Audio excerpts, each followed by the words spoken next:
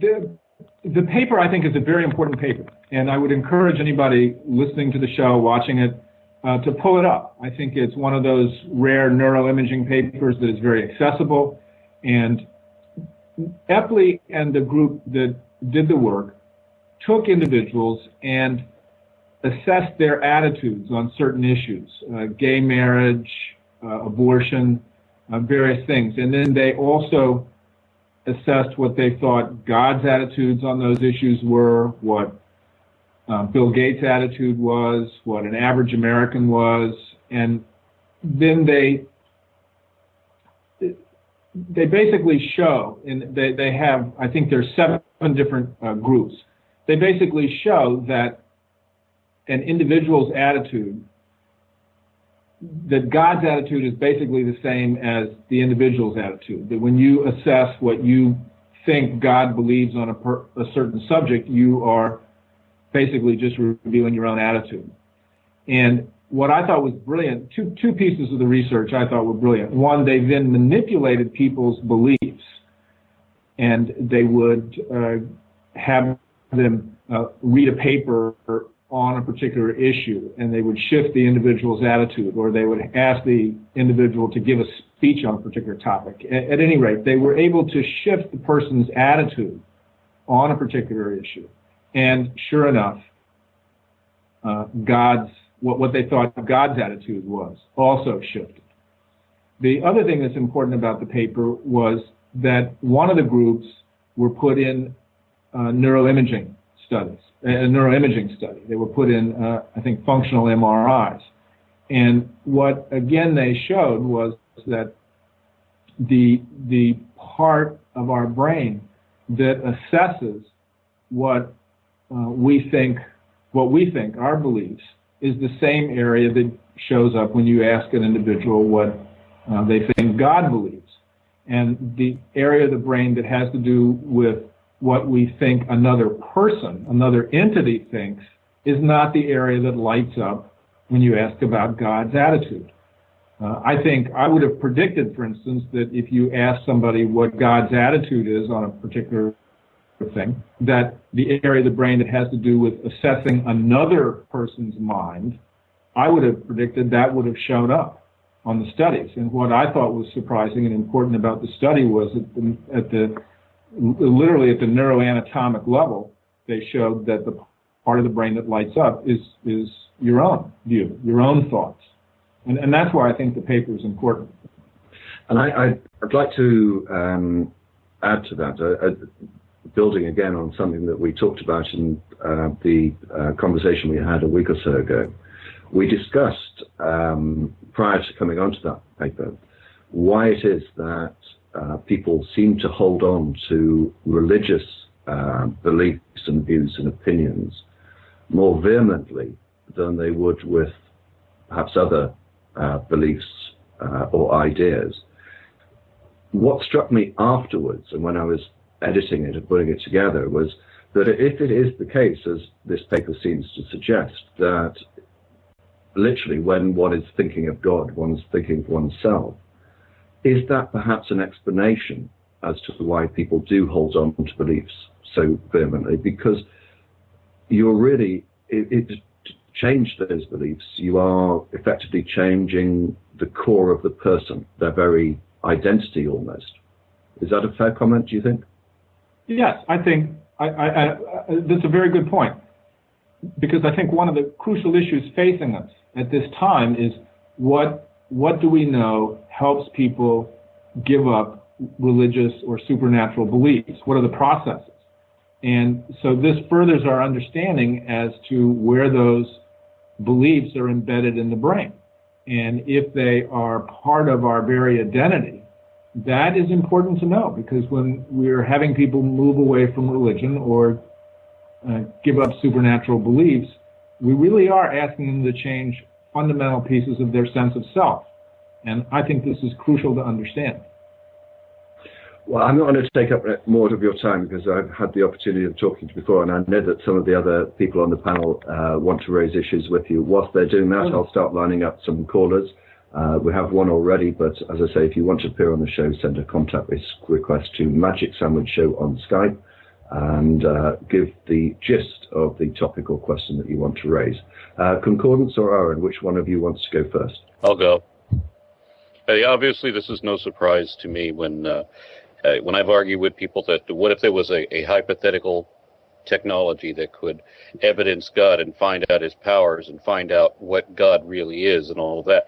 The people that I was talking to, I was expecting would be happy that I would be objectively considering that a God might exist, but they were not. They were outraged. They said that God must forever be completely intangible, immeasurable, untraceable by any technology.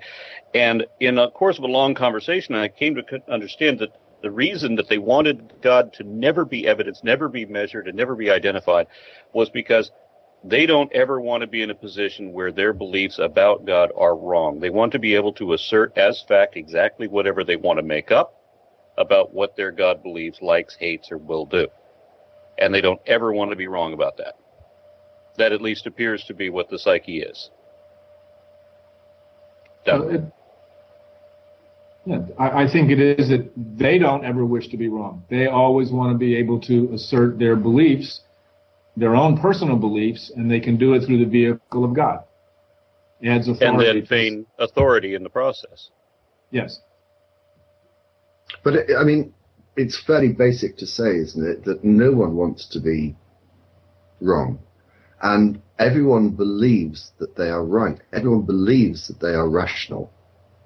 Yeah. Can I just come in on a brief point here?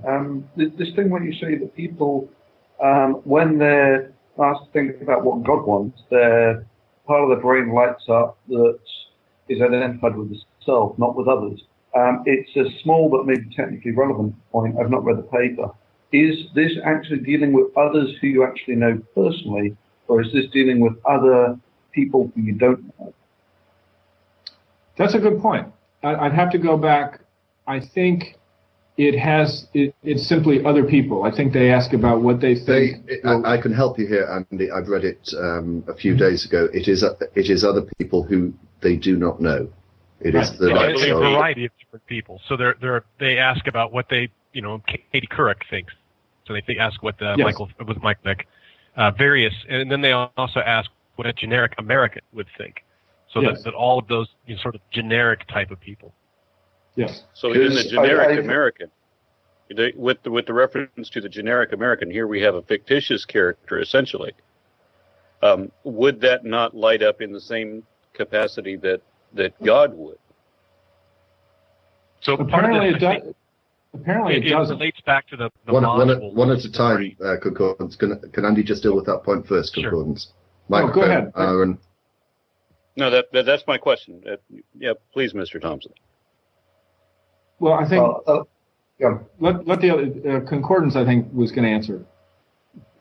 I was just going to say there are modules in the brain that they're particularly focused on, and some of them are modules that relate to sort of self-knowledge or intuitive knowledge.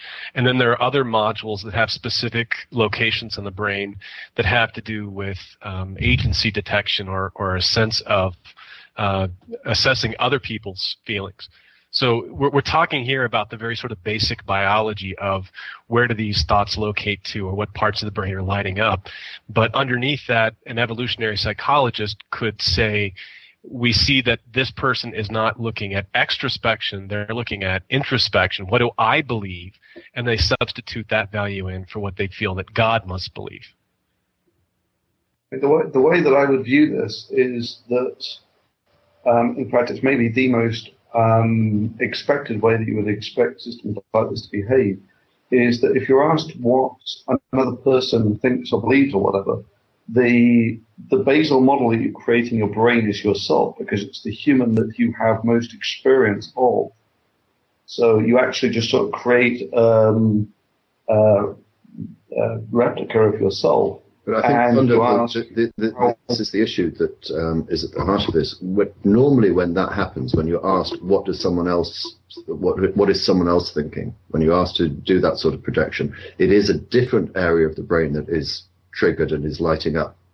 But when you are asked what God thinks, it is the egocentric aspect or part of the brain.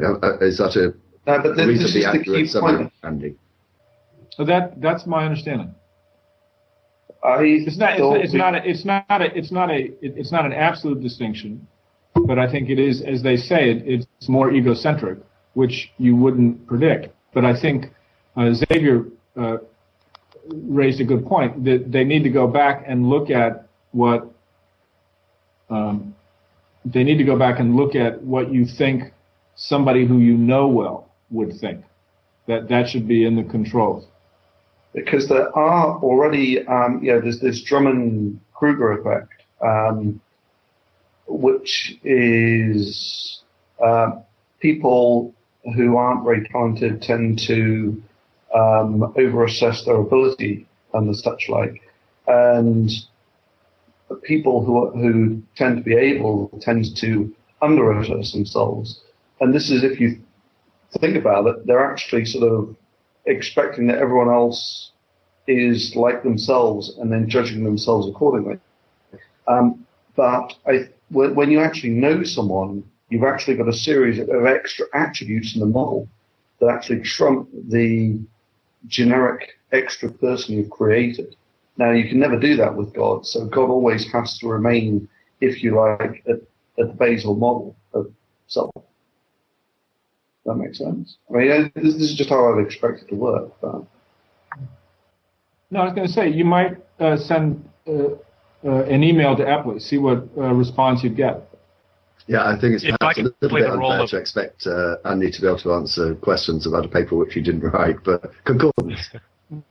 If I can provide the role of apologist here, playing, I guess it wouldn't be the devil's advocate, the exact opposite of that. You can certainly see how a religious person would see this as someone is searching their soul. Could also be phrased as someone is, egocentric, could also mean introspective. And I think that's probably the term. If I were a religious apologist, I would be linking this to the fact that the person's position changes based on a persuasive speech would just be a matter of, the person did some soul searching and they found a different answer. The fact that their views tend to be the views that they ascribe to God is not that surprising a conclusion, I don't think. I think we generally rely a lot on our personal intuitions. What it speaks more powerfully to me is this idea of an objective morality, which is, that all Christians would have a certain intuitive belief in whatever. Well, it turns out that it looks to me like moral choices are something that's very subjective and dependent on whoever you're asking the question of, what frame of mind they're in, what day it is, all these other interacting variables. If you give a persuasive speech, the person often softens their stance on what God wants. So there's absolutely no way that you could say that these people are receiving an objective moral standard from some external source. It's obviously coming from an internal site. I have to give another example, again, from personal experience. I took a class in beginning Russian, and there was a couple there, an elderly couple from a rural Texas town, and they sure sounded like it. And they had decided that God had called them to be missionaries to spread the gospel of Jesus in Russia. And so they went to take beginning Russian. God called them, sent them to Russia. So they're going to go take this Russian class. They dropped out after 6 weeks when it was impossible for them to enunciate any Russian words. And I have to wonder what goes on in their mind when God, the infallible being with the ultimate plan, concocts that they should go to Russia, and then God, what was the explanation there? Was it part of God's plan that He chose people who couldn't speak the language at all, even with intensive training? I don't understand what goes on in their minds when they decide they can't do it, and maybe God didn't really want them to do this. Does anyone have an explanation for that? All we can say is God works in mysterious ways, except when He doesn't. But let's deal with this issue of morality then, because it's one that Andy and I touched upon a week or so ago. It seems to me that if someone is saying that there is such a thing as objective morality, and it comes from God, fail to see how they can support the argument, although some may try, that the Bible is, or this objective moral code is evidenced in the Bible. I don't see how they can possibly justify that. Do they mean that it is written into our hearts and our minds? Well, that doesn't seem to be plausible either, because different people have different sets of moral standards. Or is it the third option, which, yes, there is this objective morality that comes from God and is floating in the ether, but we can't tap into it. But studying the Bible may help us towards whatever this objective morality is. If it's the latter, it seems to be fairly redundant, because it seems that however hard you study the Bible, you come up with conflicting answers. I don't know. Anyone want to comment on that? So this is, I think, something that has been extensively talked about by Richard Dawkins, and the whole zeitgeist idea is that the same book that is supposed to be a conduit to an objective morality has been reinterpreted in each age to mean completely different things. So obviously that conduit of religious book is not a reliable way to access this objective morality if it were to exist, because each new group of people come up with a completely different conclusion.